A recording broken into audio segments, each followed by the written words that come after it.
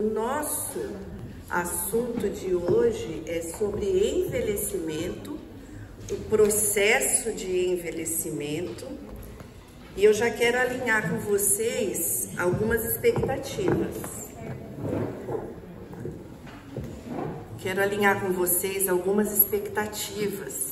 Sobre o que é que nós não trataremos nessa manhã. Nós não trataremos nessa manhã sobre o processo fisiológico do envelhecimento.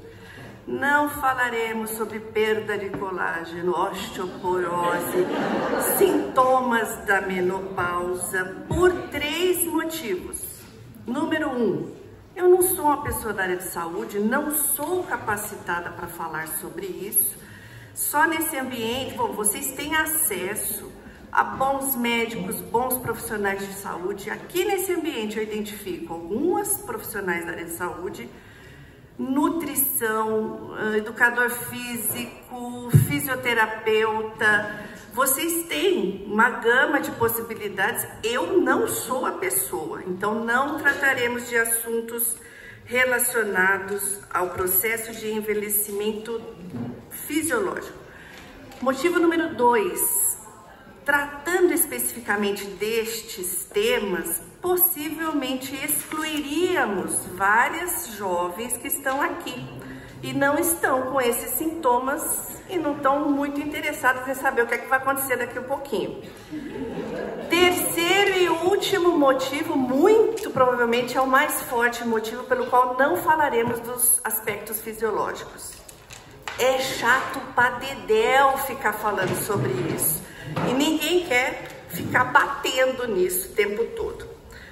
E outra, nossos assuntos aqui têm sido trazidos com o aspecto de conversarmos sobre isso dentro do âmbito familiar, relacionamentos familiares. Então nós vamos falar sobre o processo de envelhecimento no ambiente da família. O nosso guarda-chuva maior, macro aqui, é família, relacionamento, ok? Sobre o processo de envelhecimento, todo mundo sabe, mas nós vamos relembrar onde é que ele começou. Deus criou tudo absolutamente perfeito. E não era para acontecer o que aconteceu, embora Deus já soubesse, na sua soberania, onisciência, a queda do homem ou a escolha deliberada do homem de se afastar de Deus trouxe consequências. Consequências em vários aspectos. O envelhecimento é um deles. E nós carregamos isso. Vamos, em vez de abrir Gênesis, vamos abrir em Romanos.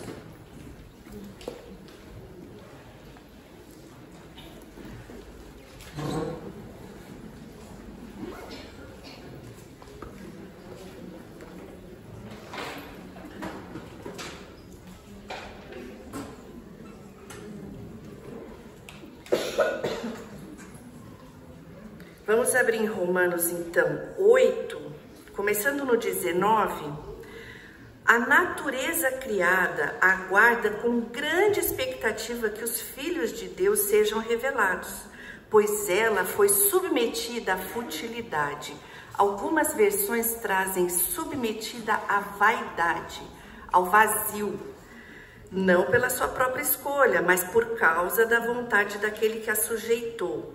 Na esperança, aqui é a natureza criada que está na esperança de que a própria natureza criada seja libertada da escravidão da decadência.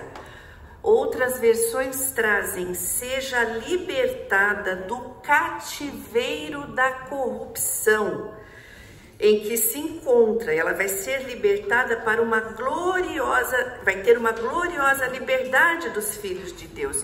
Compreendem que ele está descrevendo o que é que está acontecendo com a nossa natureza, criação caída, corrompida, que nossos aspectos físicos estão retratados aqui. E estamos presos nesse cativeiro. Continuando, sabemos que toda a natureza criada geme até agora, como em dores de parto. E não é só isso, mas nós mesmos, que temos os primeiros frutos do Espírito, gememos interiormente, esperando ansiosamente a nossa adoção como filhos, a redenção do nosso corpo. Quando é que acontecerá a redenção total do nosso corpo? Sim, foi uma pergunta.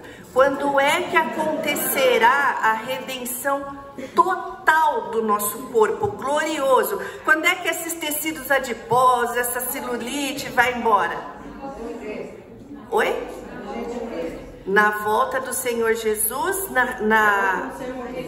ou na ressurreição, que acontecer primeiro, né? Que a gente não sabe. Você sabe se você vai morrer de verdade antes do Senhor Jesus voltar? Não sabemos. Inclusive a palavra dele diz que nem o filho sabe a hora, só o pai que sabe. Então, cuidado para você não achar que você tem certeza que você vai morrer antes do Senhor Jesus chegar. Mas, ou uma opção ou outra, o nosso corpo será redimido totalmente. E nós vamos nos libertar dessa corrupção, dessa... como fala quando a ferrugem corrói? Quando está corroído por desgaste, isso vai acontecer. E o apóstolo Paulo nos lembra disso. Agora, isso é uma realidade para todos. E sempre houve grandes esforços, desde que o mundo é mundo, para a gente se livrar dessas consequências do processo de envelhecimento. Desde as mais tranquilas até as mais fantasiosas. Houve muito esforço em reinos antigos de mandarem expedições inteiras para procurar a chamada fonte da juventude. Isso é uma pintura de 1546 e a fonte da juventude já foi tema de livros, de filmes, porque acreditava-se que havia de fato um rio que descia, da mitologia grega, ele descia do Monte Olimpo, e quem se banhasse nessas águas não só rejuvenesceria imediatamente, como também receberia a imortalidade. E isso é absolutamente fantasioso. Hoje nós procuramos vários métodos para não parecer velhas. Desde as coisas mais simples, como você faz muito exercício, você se alimenta bem, que tudo isso tem seu valor e é legítimo. Até os procedimentos mais invasivos, tudo procurando evitar o que a gente já está no processo, que é o processo do envelhecimento. Algumas chegam a acreditar quando o médico diz que fica tranquila, vai ficar natural. Isso aí. O processo de envelhecimento é para todas. Mas será que nós temos alguma opção ao processo de envelhecimento? Se eu não quiser envelhecer, eu quero resistir, eu resisto. Como eu quero resistir à lei da gravidade. Eu não concordo com essa lei, eu acho um absurdo, eu acho uma falta de respeito essa lei. Resisto. Vai cair, é igual para todo mundo, o processo de envelhecimento. Talvez haja uma opção para não envelhecer. Ouvi uma historinha esses dias. Uma senhora tomando um voo dentro da Europa, a comissária de bordo serviu uma refeição e era peixe. Então a senhora falou: eu não quero peixe, eu tenho outra opção? A atendente de bordo, que não deveria estar nos seus melhores dias, disse: sim, não comer. Pode ser uma opção. Qual é a opção para não envelhecer, gente? Morrer. Morrer jovem. Alguém quer essa opção? Temos esse ícone do cinema americano que morreu muito jovem. Você quer se eternizar jovem? Seria o jeito, mas não é o jeito. Para as mais novinhas que estão olhando assim, essa é a Marilyn Monroe. Foi um ícone, não é da minha época, mas foi um ícone do cinema. Ela morreu com 36 anos. E ainda paira um mistério, né, se ela de fato cometeu suicídio ou se ela teve uma morte matada. Enfim, se existe algo democrático que é para todos, é o processo do envelhecimento. Desde o dia que você nasceu, você está presa nessa natureza, nesse corpo corrompido por causa da queda. Sugiro que algumas aqui vão tirar satisfação com a Eva quando chegar lá em cima, mas aqui você está sujeita a esse processo de envelhecimento. E o nosso assunto, de fato, é falar sobre o velho, sobre o idoso, o antigo. E eu quero traçar com vocês apenas falar sobre os termos, porque existem classificações para as idades, por uma questão de organização, por questão de planejamento de políticas públicas. Você tem que saber quantas creches ou quantos hospitais você vai construir. Você conta a sua população e você classifica nas diversas idades. Então, a Organização Mundial de Saúde, ela faz essa classificação. Alguns países têm uma variaçãozinha, mas é mais ou menos isso. Quando você é criança, você tem até 10 anos, o pré-adolescente de 10 a 14, o adolescente de 15 a 24, a 19, isso, o jovem de 15 a 24, é que eu me lembrei de uns adolescentes aqui com 25 anos. Eu lembrei o valor do videogame que eles compraram recentemente, por isso que eu falei adolescente. E o adulto de 25 a 59 e o idoso a partir de 60 anos. Alguns países parece que colocam o idoso a partir de 65 anos, né? E é interessante, né, esse termo. Nós temos uma rejeição natural ao termo idoso, ao termo velha. Ninguém chega e fala assim, olhou aqui a idade, opa, me classifiquei aqui, eu sou idosa. Difícil alguém falar isso. Por que é que existe essa rejeição? E por que é que nós às vezes usamos essa palavra velha até com um peso pejorativo e de xingamento? Eu estou vendo algumas pessoas fazerem assim. Vocês já passaram por isso? Vocês conhecem isso? Eu tive recentemente, deve fazer umas 3 semanas, eu passei uma situação muito interessante, que eu falei, já vou catar para um exemplo lá no dia do domingo. Eu marquei aqui de sair com uma família para tomar um lanche depois do culto, domingo à noite. E sabe quando você marca e durante o culto dá aquela arrependidinha básica, você fala, ai, marquei, domingo à noite, amanhã eu trabalho. Vou lá falar com eles, né? Quem sabe a gente remarca. Cheguei lá e falei, e aí? Tá meio tarde, né? Vamos marcar para outro dia? Não, vai ser muito gostoso, vamos lá em casa. Eu falei, não, eu sei que vai ser gostoso, mas tá tarde, amanhã eu trabalho. Não, vamos, vai ser, mas você, hein? Você tá parecendo, ela não vai falar, ela vai falar. Você também fica dando para trás, eu falei, ela vai falar. Você tá uma velha. Falei, falou com aquele tom pejorativo. E eu pensei, realmente, eu estou velha, eu estou mais velha. E, de novo, aconteceu essa semana em casa, recebemos uma família super amada, que não víamos há anos. E eu fiz, lógico, né? Italiana, o que eu fiz? Macarrão com molho de tomate, mas daquele meu caseiro, e molho pesto.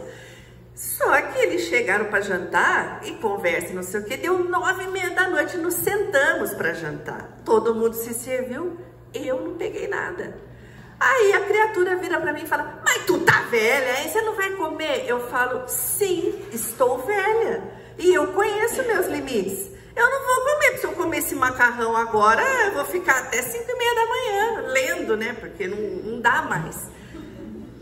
Temos limites, temos que colocá-los de maneira natural, porque é natural. Veja essa palavra idoso. Monte ou construa comigo o conceito de idoso para a gente desconstruir o conceito que está no mundo, que é esse pejorativo. Velho é carregado de negatividade, velho não serve, velho é inútil, velho está afastado. Depois vamos falar sobre o termo aposentado. Idoso, este termo, vamos lá. O vaidoso tem muito o quê? Vaidade. O duvidoso tem muito o quê? Dúvida. O idoso tem muito o quê? O que tem de estranho nisso? Por que é que a gente trabalha com esse termo tão pejorativo? O idoso vai colocar um monte de velhinha no bolo, porque ele tem muita idade. É isso. O termo velho do latim significa literalmente do ano anterior. Ele dá pra gente a origem da palavra veterano. Se ele é meu veterano na faculdade, ele é o quê?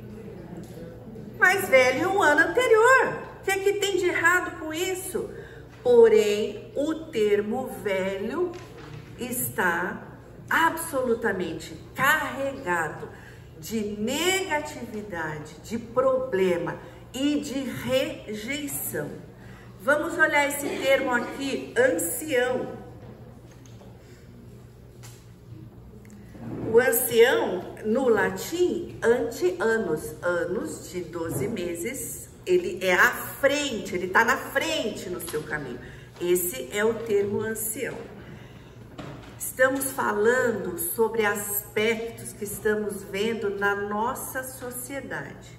E quando nós falamos da sociedade, do mundo, nós não podemos esquecer quem é que manda na sociedade. Quem é que é o mentor do mundo? O diabo. O príncipe deste século é o mentor da sociedade. E aí, a comunidade cristã, que anda paralelo com a sociedade, começa a abraçar esses conceitos.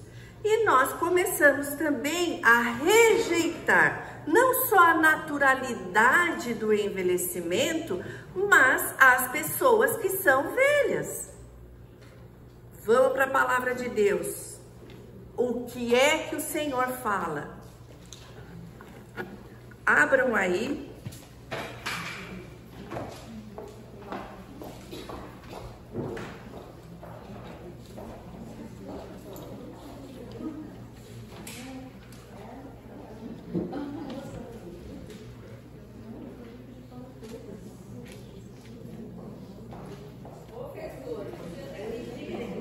Desculpa, mas secou aqui a garganta. O que é que a palavra de Deus diz que é totalmente em oposição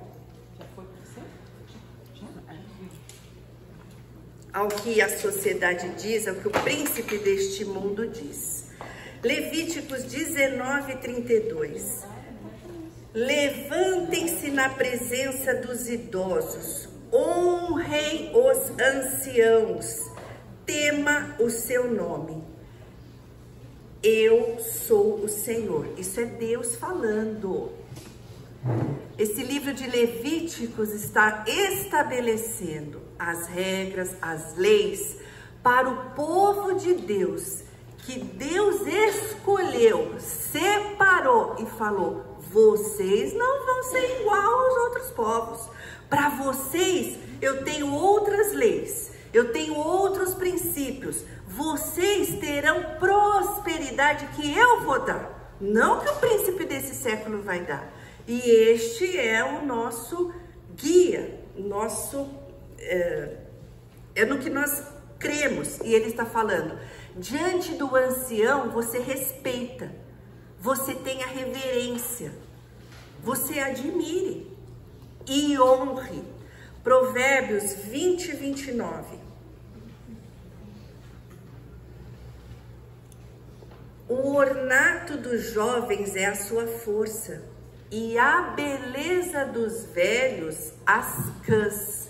Outras versões já trazem cabelos brancos, certo? Ornato, o que é ornato? É um enfeite, vem a origem da palavra ornamento. Se o enfeite do jovem é a força, o Senhor está falando, a do velho é cabelo branco. Por quê? Porque para chegar no cabelo branco, ele teve que viver, ele teve que ter uma história, ele teve que ter caminhado. A timeline dele é maior. Aconteceram várias coisas.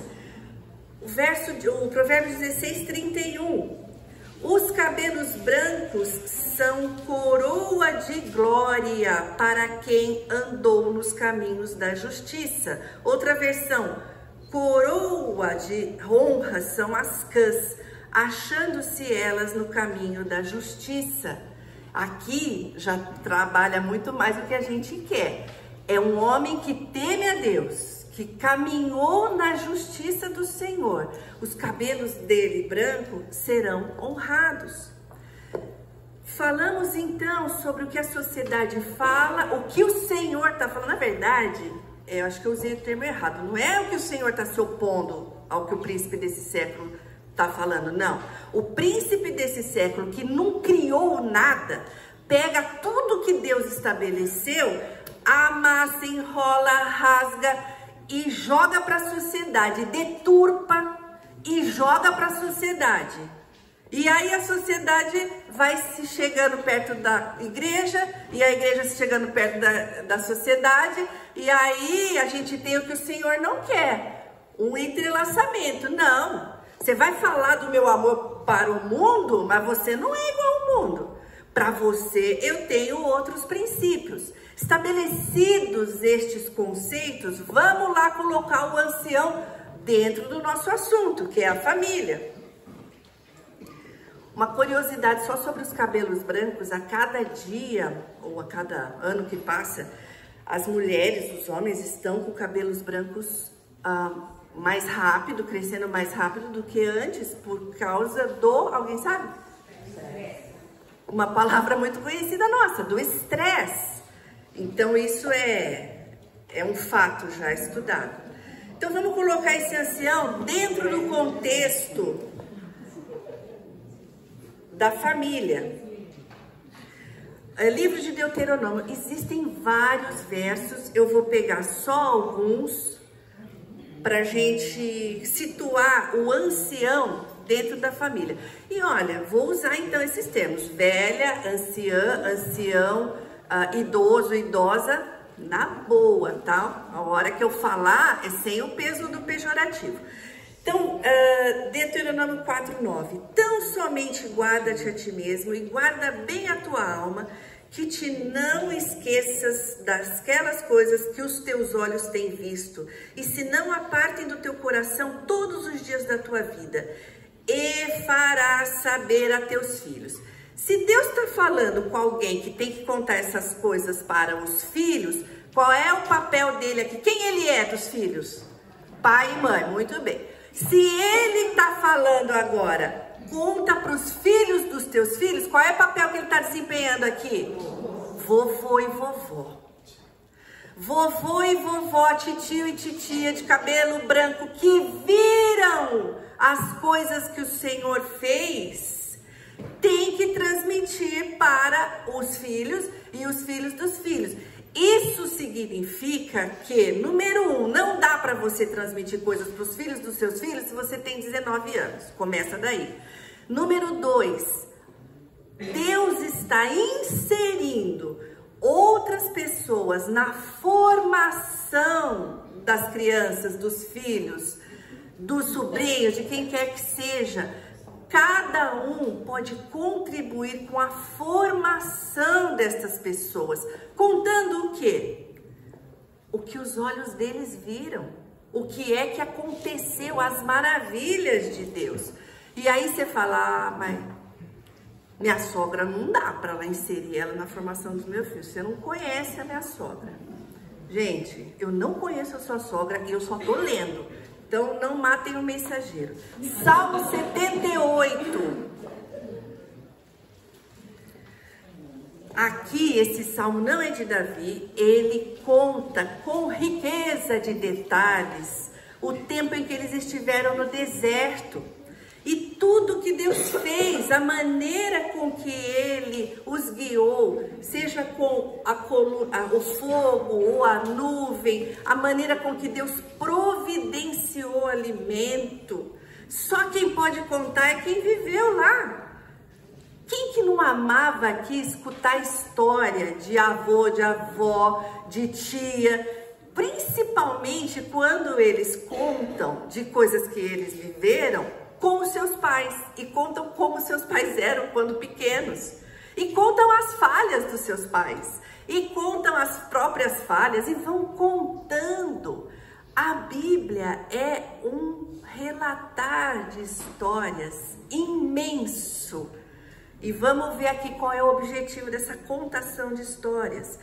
Salmo 78, verso 3, o que ouvimos e aprendemos, o que os nossos pais nos contaram, não encobriremos a seus filhos, contaremos à vindoura geração. Para contar para a vindoura geração, tu tem que durar, tu tem que estar lá quando a vindoura geração chegar. Contaremos os louvores do Senhor, o seu poder e as maravilhas que fez.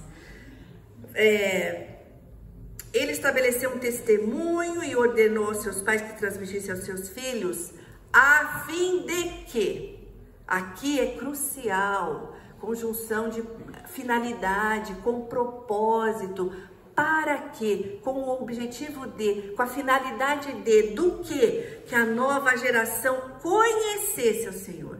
E os filhos que hão de nascer se levantassem e contassem aos seus descendentes, para que pusessem a sua confiança em Deus e não esquecessem dos seus feitos. Tem um propósito essa contação de histórias. É para que eles coloquem a confiança no Deus que você crê. As tuas experiências vão acrescentar isso a eles. E para isso tem que estar junto, tem que estar convivendo.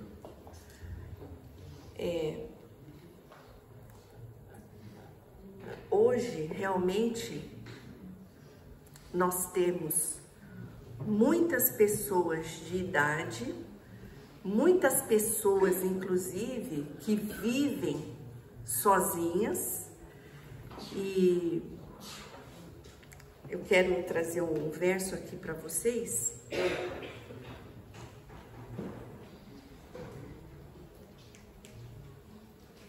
Antes disso, posso trocar o verso?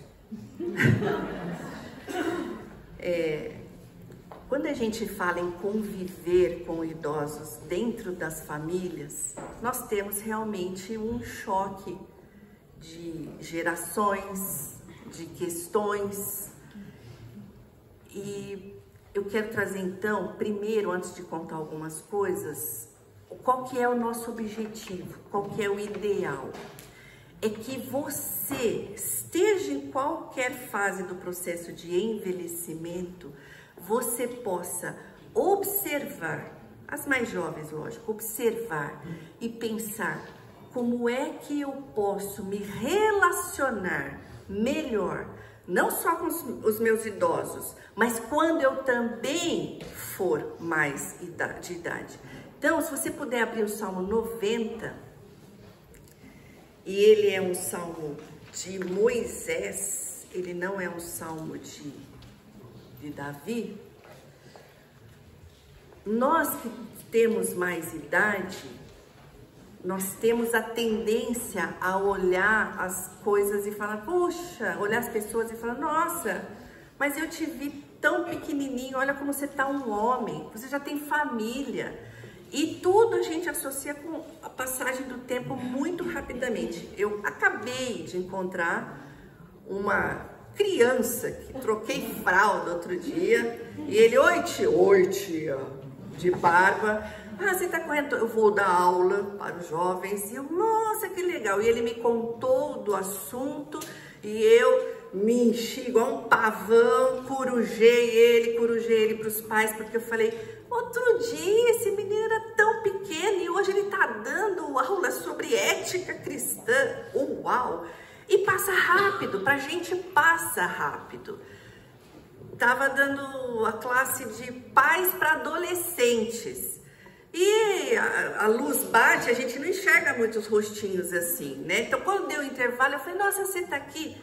Ele foi meu adolescente no início da comunidade e hoje ele tá lá com filhos adolescentes querendo saber e aprender mais do Senhor. Então, passa tudo rápido e o Salmo 90 retrata isso de uma maneira até um pouco pesada e triste, mas ele nos dá um excelente conselho. E ele fala assim, verso 10, os dias da nossa vida sobem a 70 anos ou havendo muito vigor a 80. Nesse caso, o melhor deles é canseira e enfado, porque tudo isso passa rapidamente e nós voamos. E você se identifica com isso, tudo passa rápido. E o conselho que ele nos dá é, ensina-nos a contar os nossos dias, para que alcancemos o coração sábio. Se está passando tudo rápido, o que eu posso aprender com isso?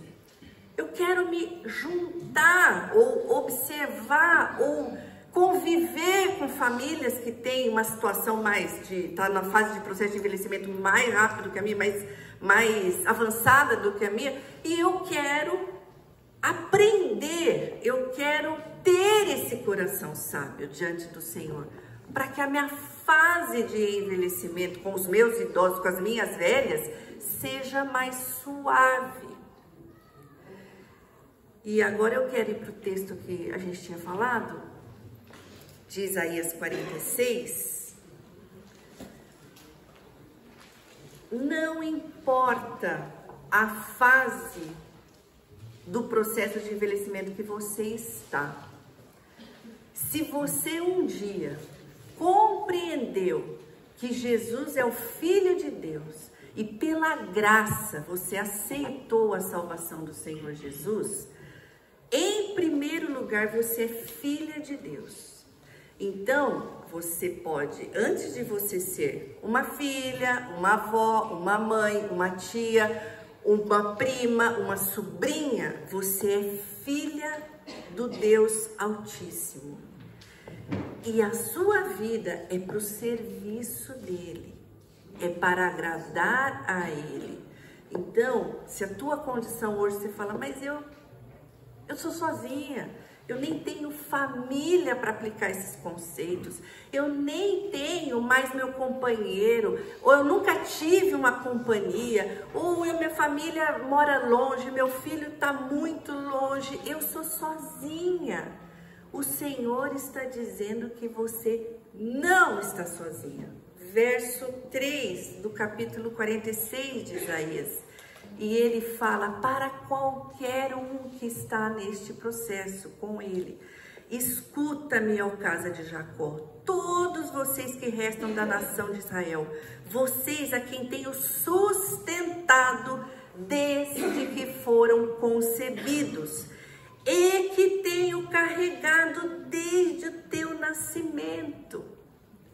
Que palavra de consolo, que palavra maravilhosa você se apoiar neste carregar de colo que o Senhor dá para o seu povo. E ele fala, mesmo na sua velhice, quando tiverem cabelos brancos, sou eu aquele que os susterá. Eu os fiz e eu os levarei. Eu os susterei e eu os salvarei. Que palavra! Abrangendo o Senhor, abrangendo toda a minha linha de vida nele. Eu escolhi essa música de propósito. É tudo pelo Senhor. É tudo por causa dele. Esteja onde eu estiver no meu processo de vida e de envelhecimento. Esta promessa para os filhos do Senhor é linda, porque ele nos carrega no colo até envelhecermos. Ore comigo antes do intervalo.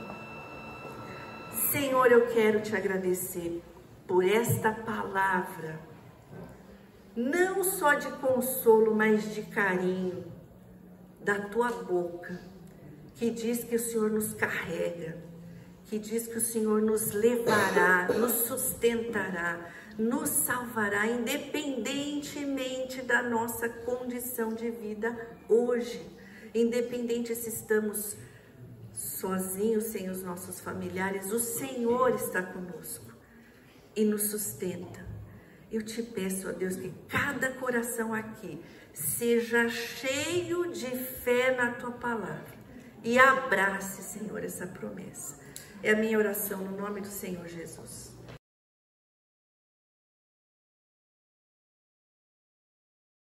Então, eu quero contar para vocês uma coisa.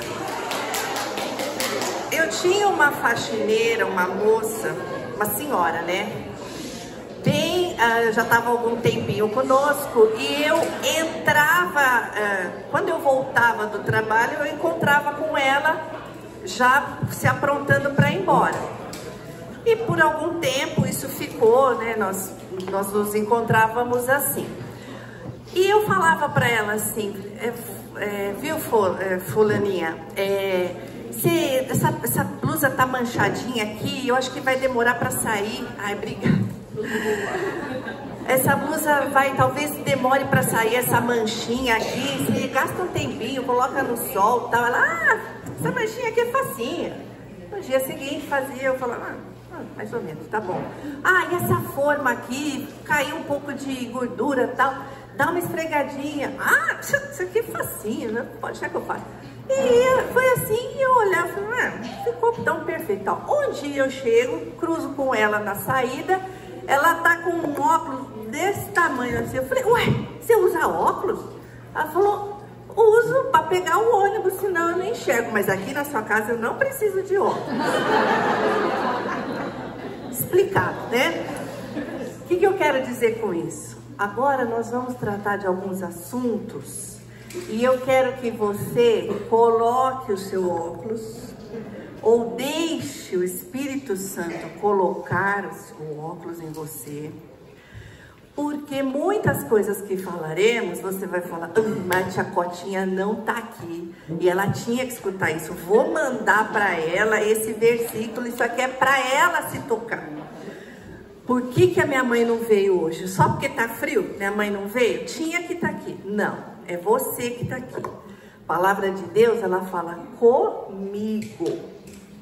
Então, se todas permitirem, o Espírito Santo coloca o óculos e nós vamos seguir em frente.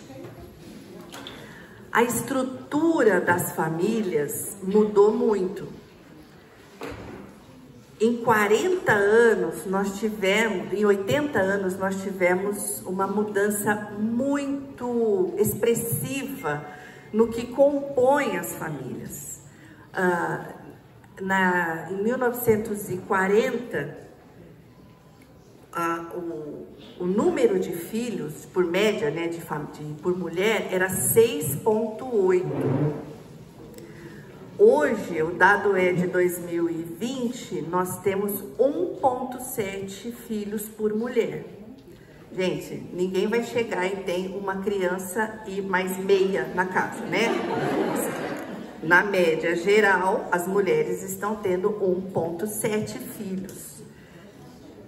Que isso faz com que as famílias estejam menores, os núcleos estão mais centrados em si e não está acontecendo mais. Eu tô com a tabelinha aqui, ó.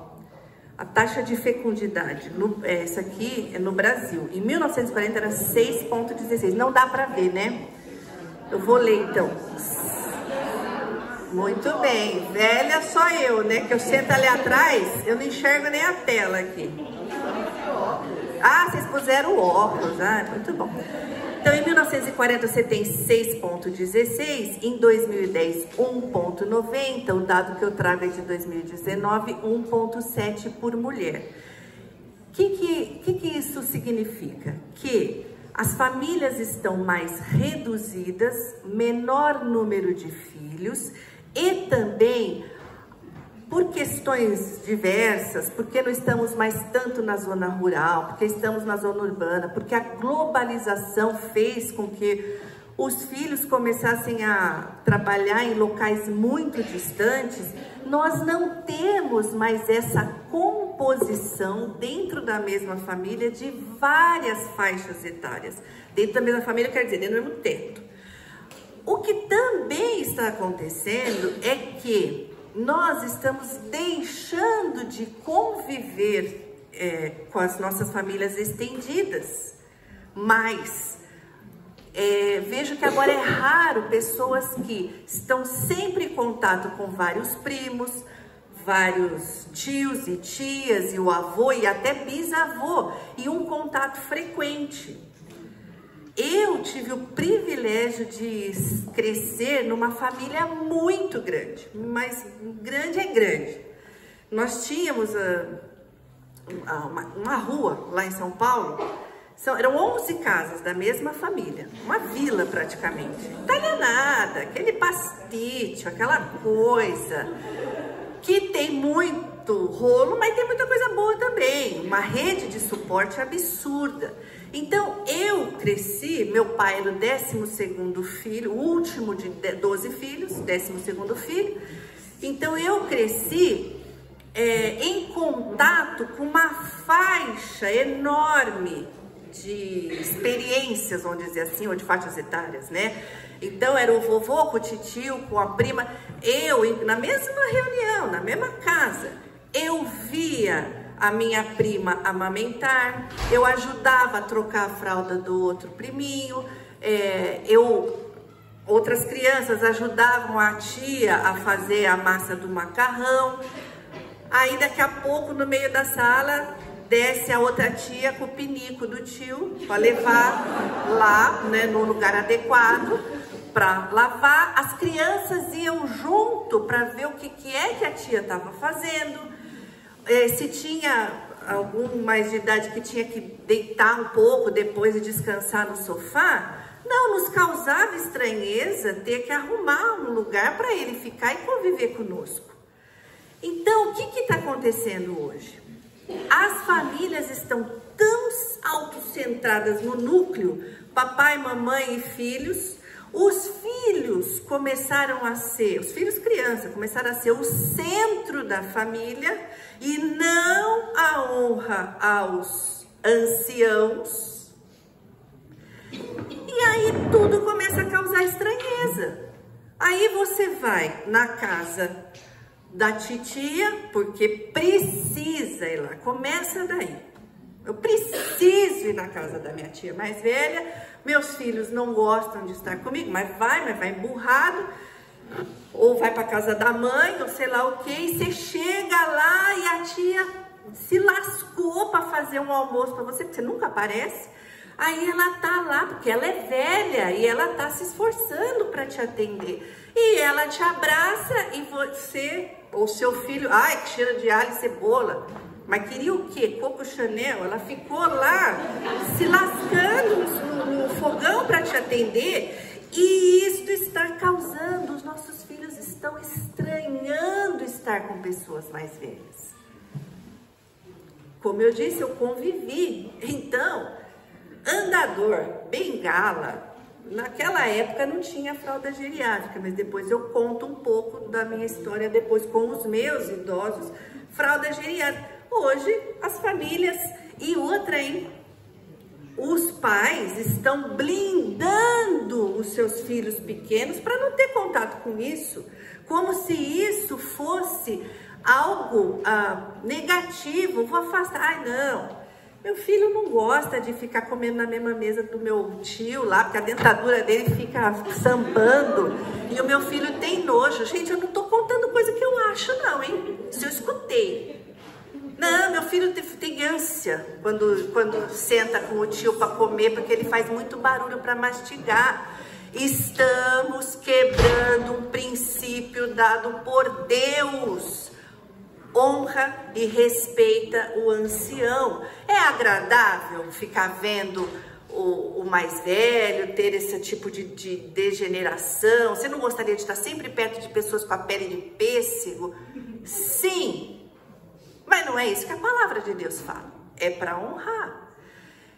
Aí o que acontece? Nós vamos blindando, nós vamos colocando o ancião mais para lá, e aqui eu quero falar sobre um pouquinho do termo aposentar, aposentadoria de dinheiro, né? A pessoa parou de ser economicamente ativo. Então, eles criaram em 1890, na França foi criada então uma bolsa para sustentar essas pessoas que estavam saindo do mercado de trabalho. Até aí, maravilhoso. O que acontece agora é que a gente, e o termo retirar, ok? Em inglês é a mesma coisa, é retirar. Aqui no Brasil é aposentar, e vem de colocar no aposento. O aposento era um cômodo, a parte da casa. E aí agora nós estamos aposentando de tudo quanto é jeito. Você tira a pessoa, você fala, não, agora as crianças nessa mesa, os adultos conversando com os jovens aqui e os idosos à parte, aposentados no aposento. E aí tudo fica esquisito. Lembrando que, como eu falei no começo, todas nós estamos em alguma fase do processo de envelhecimento. E você tem que lembrar de você quando você vê essas coisas. Você quer isso? Deixa eu ver se eu consigo ser mais clara com uma analogia aqui. Quem de vocês tem uma correntinha que tem os filhos pendurados aqui? Levanta a sua mão. Olha para trás. Bastante? Tem gente que tem dourada e prateada? Tem, né? Eu tenho dourada e prateada. Se eu carrego aqui é no peito, é no colo, né? Se eu carrego isso aqui para todo mundo ver, eu tenho orgulho ou tenho vergonha dos meus filhos? Orgulho, né? Eu quero tê-los, mostrar que eu tenho para muita gente. Aí, vamos olhar agora para os velhos da nossa casa. Se eu quero tê-los perto de mim, por que é que eu estranho quando eu vou à casa dos meus pais, dos meus avós, dos meus tios, eu cheguei lá 8h30 da manhã, eu saí 15 para as 10 da noite e minha mãe fala, você já vai? Você quase não fica aqui. Por que você não vem mais vezes? Por que é que eu tenho meus filhos aqui? Porque eu amo. Porque é que eu quero ficar perto deles e não consigo compreender que os meus pais, meus avós, eu vou falar a linha dos meus ascendentes, os meus ascendentes querem, ascendentes, né? Por que é que isso me causa estranheza? Por que é que o meu filho fica se contorcendo enquanto a tia quer abraçar e quer pegar e quer estar junto com uma criança que é vida? Por quê? Nós não devemos fazer isso. Da mesma maneira, vamos lá, vamos trabalhar com equilíbrio aqui, hein? Tá, eu quero compreender que os meus ascendentes pensam assim. Por outro lado, eu já estou na linha mais frente, eu já sou anciã, então eu estou à frente. Eu não preciso ficar imaginando o que a minha filha pensa, o que a minha sobrinha pensa. É só eu lembrar. É muito mais fácil do que imaginar, né? Porque eu já passei aquele caminho. Então, eu já passei aquele caminho e eu já sei que eu tenho 3, 4 filhos, eu tenho esposo, eu dou aula fora, eu trabalho, eu tenho minhas coisas na igreja, eu tô sempre alucinada, correndo. E eu tenho que lembrar que eu já estive, né, nessa posição. Ou melhor, eu olho para os meus descendentes e eu compreendo o que eles estão passando e que eles têm menos tempo. Palavra de ordem aqui, equilíbrio e moderação. Da mesma maneira que eu vou considerar os sentimentos dos meus ascendentes, eu, anciã, vou considerar a fase de vida dos meus descendentes. Isto é procurar ter um coração sábio diante de Deus. Faz sentido? Eu tô com o microfone aqui, alguém gostaria de fazer alguma consideração? Alguma contribuição? Eu vou dar o microfone para uma anciã. Os cabelinhos brancos. Eu acho que é muito gostoso lembrar dos meus pais, que nenhum dos dois mais está aqui. Faz 9 meses, não, outubro para cá, minha mãe faleceu. E antes dela morrer, como ela tinha 96 anos já, ela se transformou um pouco. Os últimos anos, antes dela morrer, ela foi ficando esquisita. Ela ensinou a Bíblia, tinha 50 anos, uma reunião de oração na casa da minha mãe. Ela ensinava a Bíblia, ela sabia a Bíblia de ponta cabeça. Ela lia livros que traziam para ela e tudo ela contava para mim. Eu não precisava nem ler o livro, porque ela ficava me contando. Então era uma benção, ela era minha instrutora, vamos dizer assim. Ela foi exemplo para mim de muita coisa. Mas antes, quando ela foi ficando com o tipo de Alzheimer, não sei se chama isso, se chama demência senil, o que é? Primeiro ela começou a falar, por que Deus não me leva? Eu quero morrer, não tem mais nada a fazer aqui. Todo dia, gente, você chegar na casa dela, ela começava a falar isso. Gente, ó, o que eu fiz? Eu não tinha o que fazer. Na minha casa, eu comecei todo dia a orar. Senhor, ela é tua serva, ela é tua filha. Ela sempre pregou diferente disso. E eu quero que o Senhor transforme o coração dela. Não deixa ela ficar pensando isso. Por favor, Senhor. É todo dia ficar perturbando Deus. Mas, ó, de verdade, em pouco tempo, há uns meses, acabou. Ela já estava bem, ela já estava normal. Mas ela virou quase do tempo de quando ela era criança. E isso foi tão bom, porque a gente conheceu a minha outra mãe. Mas eu falava assim para Deus, Senhor, essa não foi a mulher que me criou.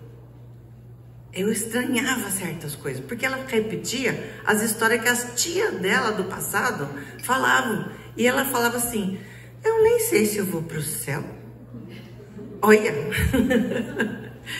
E Deus fez com que no fim ela orava para Deus, que ela queria ir embora, mas só orava, mas não falava mais para ninguém, não estava triste. E não tem importância que ela ficou criança. Meu irmão Renato, que cuidava dela, que se afastou da igreja porque quis. Eu vou te cortar, vou cortar, Patrícia. Não, só deixa eu acabar. Vou cortar, Patrícia. O Renan só chegou à conclusão de que foi muito mais legal conhecer a minha mãe quando ela era mais nova, do jeito que ela era, porque ela virou amiga dele. Então eu creio que Deus está usando isso tudo para ele chegar mais perto do Senhor de novo. Amém. Eu cortei ela, mas com respeito, né, Cian? Porque eu conhecia a Dona Célia. Eu frequentei reunião de oração com a Dona Célia. Então, é uma experiência. Aliás, Eu tenho certeza, vocês têm muitas experiências aqui para contar. E talvez nós tenhamos este espaço, dia 26, o último dia aqui. Eu agradeço muito, Patrícia, a sua experiência. É uma pessoa mais velha mesmo, e eu conheci a Dona Célia. Eu louvo a Deus pela vida da Dona Célia, que muito nos ensinou. E eu quero puxar esse gancho que ela falou sobre a questão de virar criança. Alguns comportamentos, de fato, até por uma questão de senilidade, eles parecem criança, mas escuta o que eu vou te falar. Teu pai e tua mãe não viraram criança.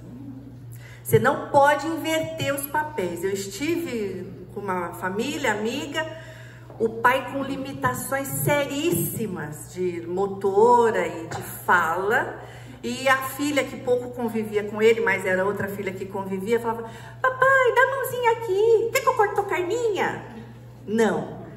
Respeite o ancião, porque ele não vira criança, ele tem dificuldade para amarrar o sapato, então você vai oferecer, mas não ajuda, mas não assim. Como assim? Uma pessoa que te criou, que tomou decisões para tua vida, você vai agora falar: não, eu que mando aqui? Não. E isso é o nosso tema: honrar pai e mãe. E por pai e mãe eu vou colocar todo mundo da linha ascendente aqui, tá? A sua honra. Nós teremos um grupo específico para falar sobre relacionamento de filhos adultos, mas não tem como eu falar de ancião sem falar da honra. E o que é que nós vamos... qual que é o aspecto de honra que eu quero dizer aqui? Eu quero falar sobre o cuidado. O cuidado que muitas vezes você vai ter com seu pai e com a sua mãe. Então veja, você tá numa fase de vida que você chega na casa dos seus ascendentes e já chega turbinado com aquele monte de filho. Eu fiz isso muito na casa da minha mãe. Eu chegava depois da igreja com as crianças, eu 2, minha irmã 3, meu irmão 3 e meu outro irmão mais 2. Eram 10 netos para minha mãe fazer o almoço e eu já chegava pilhada. Mãe, as crianças estão com fome. Cadê o almoço que não está pronto? Eu me arrependo, estou contando isso para que vocês que estão no caminho mais lá atrás não façam isso. Eu não estou sugerindo que a gente entre na máquina do tempo aqui e vire o passado. Não, é para aprender com os erros. Isso eu já me acertei com Deus. Mas eu fazia muito isso e cobrava. E ficava brava e chegava lá para ela e falava assim: mãe, essa casa já não é boa para você, mãe. Ô pai, você caiu de novo. Falta de paciência é muito natural nosso, mas isso não é respeito e isso não é honra. Qual que seria a palavra de moderação aqui, de equilíbrio? E que você tem que construir agora. É agora, enquanto você é jovem. E nós, anciãs, vamos fazer essa ponte com os nossos descendentes para alcançar coração sábio. Filho, o que você acha disso? Será que a gente pode conversar sobre isso? Essa maneira com que você me falou sobre essa roupa que eu tô vestindo, que você falou que tá ridícula, não é legal, eu me senti mal. Isto não é honrar. E nós temos sim, como ascendência, né? Nós temos sim o direito de cobrar honra dos nossos filhos. Você não está cobrando obediência, você está cobrando honra. Este mandamento do Senhor, ele não tem prazo de validade. É um mandamento. E tudo que Deus mandou, ele sabia que o contrário a gente ia fazer. Então, não rouba, porque eu tenho a tendência a roubar. Não adultera, porque eu tenho a tendência a adulterar. Honra teu pai e a tua mãe. Eu tenho a tendência a fazer o contrário, a não honrar, a não respeitar. Abra para mim em Salmo 127.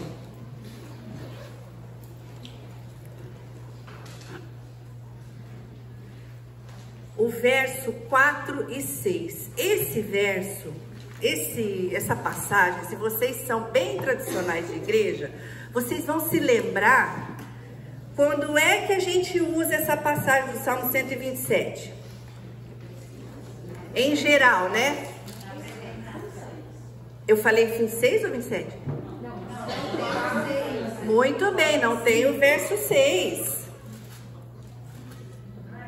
Tô eu querendo fazer uma nova versão aqui da Bíblia. Não, é de 3 a 5. Vou falar para vocês igual eu falo com meus filhos. Não é para escutar o que eu falo, é para ver o que eu penso. Vai o que eu penso. Depois eu corrijo aqui. Salmo 127, de 3 a 5, a gente costuma usar falar aqui na frente, sempre que apresenta a criança, né? E o foco deste salmo é falar assim, olha, o Senhor está te entregando esta herança, está te entregando este presente. O foco é no pai. Agora eu quero trocar o foco, eu quero colocar o foco no filho. O salmo diz assim, herança do Senhor são os filhos, o fruto do ventre é um galardão, é um presente para você, papai e mamãe, ou ascendentes. Como flecha na mão do guerreiro, assim são os filhos da mocidade. Feliz o homem que enche a sua aljava, que enche de filhos a sua casa, ele não será envergonhado quando pleitear com o inimigo à porta. O inimigo antigamente ia pleitear, ia trazer um pleito, um pedido, uma requisição. Olha, eu quero esse território, vou pleitear com você, vou entrar no litígio para ganhar esse seu território. E aí tinha os embates e as lutas. Isso é lá naquele tempo. Hoje, quem são os inimigos dos nossos anciãos, da nossa linha de ascendência? Pode ser um inimigo, uma enfermidade, pode ser uma falta de recurso financeiro, pode ser a solidão, causada por diversas razões. Que mais? Que pode ser um inimigo? Os golpes. Golpes nas pessoas de mais idade que têm pouca familiaridade com a tecnologia. Sobre estes inimigos, o Senhor te deu filhos para cuidar de você e para te defender. A maneira, o método, como você vai honrar a sua ascendência para cuidar deles, não é o nosso objetivo aqui. Nós não vamos dar uma receita para você, traz para morar junto, compra só fralda geriátrica boa. Não, a receita aqui não é essa. Aqui nós vamos falar do princípio. Como é que você vai cuidar da sua ascendência? Qual é a possibilidade que você tem de cuidar? Às vezes, de fato, é morar junto.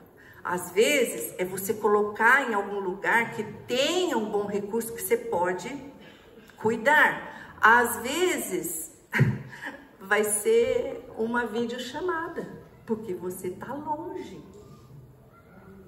Não importa qual vai ser o método, importa que você cumpra o princípio de Deus na vida deles e os honre.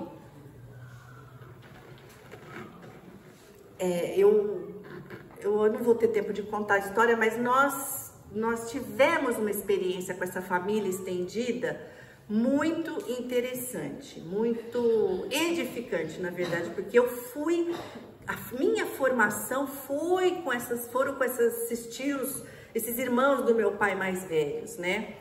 Até uma curiosidade que hoje também talvez não faça mais. Antigamente você honrava a sua ascendência dando nomes para os seus filhos, né? Igual os avós e tal. O meu irmão mais velho, ele carrega o nome do meu pai e do meu avô materno. A minha irmã carrega o nome da minha avó materna, italiana. Eu carrego o nome, meu primeiro nome é Elda. Eu carrego o nome italiano da minha tia. Queria fazer homenagem para duas, só tinha um bebê, pois é Elda Rosana. Não tinha como, tinha que botar homenagem nas duas, num bebê só. Mas esse tipo de coisa de respeito hoje também não é mais feito. Eu vejo aqui dentro, só desse pequeno ambiente, histórias tão diversas, tão diferentes, de pessoas que estão lidando com esse aspecto exatamente neste momento dos pais mais velhos, pessoas que já fizeram isso e pessoas que ainda estão no comecinho da jornada, em todas as fases. Lembre-se de Isaías 46. O Senhor vai te carregar se você se propuser a cumprir o princípio dele. Ele vai te carregar.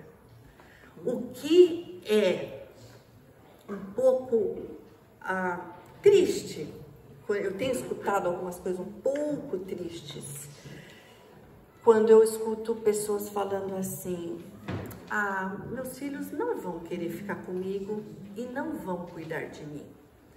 Meus filhos não têm, eles não vão dar conta, elas falam.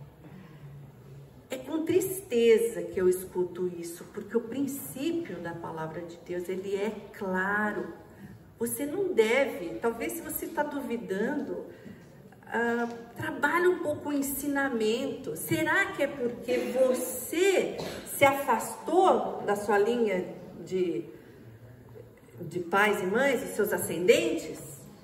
Ouvi com uma tristeza tremenda uma história assim. O casal teve os seus filhos, por um motivo que não cabe aqui, eles foram morar dentro da casa dos pais maternos.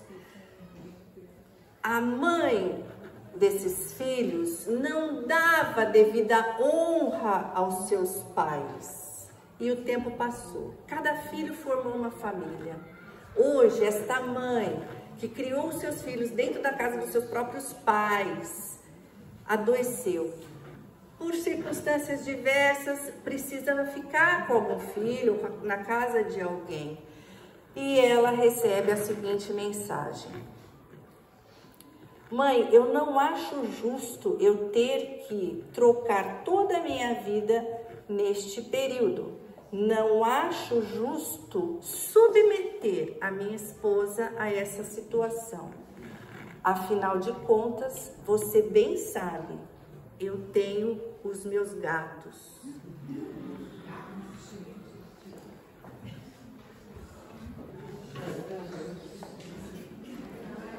Amores, a sociedade, o príncipe deste mundo está falando isso aqui. Fica no teu canto individual, não precisa se relacionar com tanta gente. Cuida do teu núcleo, dos teus pets. Depois Deus vai cuidar do resto. Abra 2 Timóteo.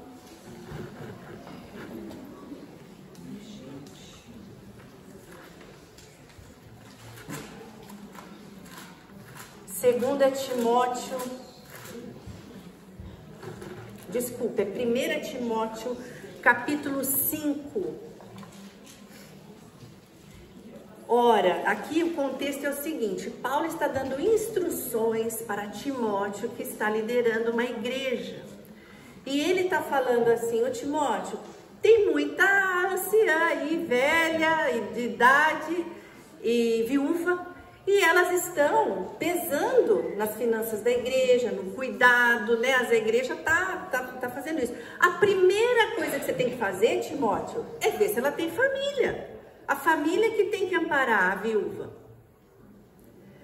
E neste contexto, o apóstolo Paulo dá uma palavra duríssima, duríssima. Verso 8. Ora, se alguém não tem cuidado dos seus, e especialmente dos da própria casa, tem negado a fé e é pior do que o descrente. Algumas versões trazem o pagão ou o infiel. Esta palavra é para a igreja. Ele não está falando para a sociedade que é regida pelo príncipe desse século. Esta palavra é para a igreja. Minha palavra é para você que está sozinha hoje, que não tem a sua família por perto. Abre Salmo 68. Aqui eu falei, ó, a família de sangue cuida. Não tenho família de sangue, eu não tenho ninguém. O que eu faço? Eu sou sozinha. Salmo 68.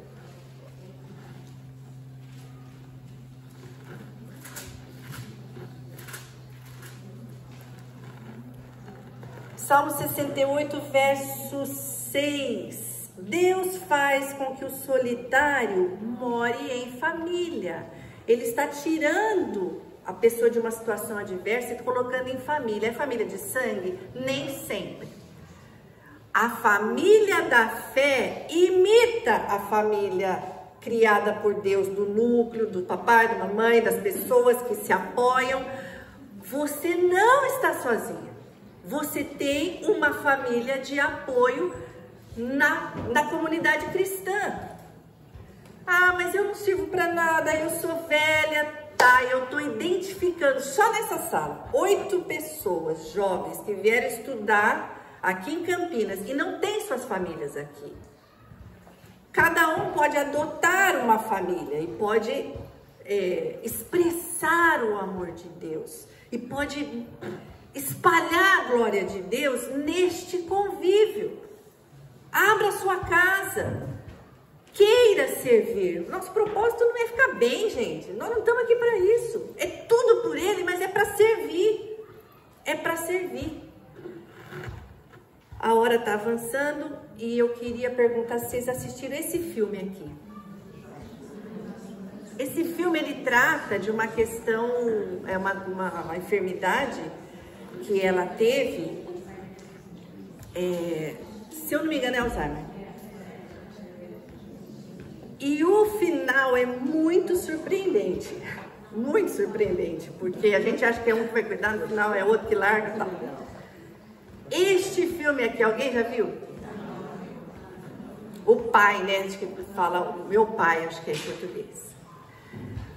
Esse filme aqui, gente, eu que vivi com vários idosos, eu falei, eu preciso conhecer quem fez esse filme, porque ele retratou com uma riqueza de detalhes o sentimento do idoso na situação adversa, mental, de confusão, de estar aqui, estar ali. Perfeito, perfeito.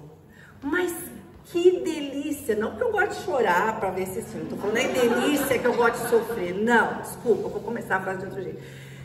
É bom ver isso, é bom ver o que o mundo, que o príncipe desse século está produzindo, porque a hora que eu olho para isso, e eu vejo a riqueza de condição que o Senhor nos dá para cuidar dos nossos idosos, completamente diferente da proposta do diabo.